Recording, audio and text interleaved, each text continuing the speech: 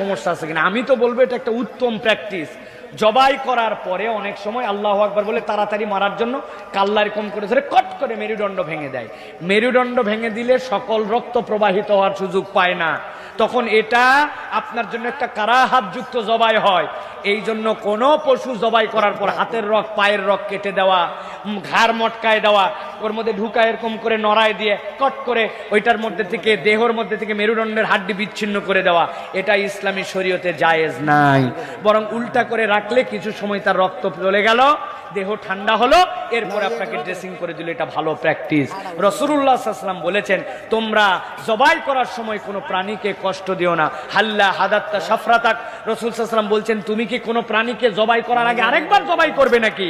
এক লোক জবাই করতেছে আর ওয়ালের মধ্যে বটি এরকম করে ঘুষতেছে ওই প্রাণীরে শোয়াই দিয়ে। নবী দিয়েছে বকা দিচ্ছেন, ওরে জবাই তো করবেই, তোমার ওর সামনে কেমন করে তলোয়ার ধার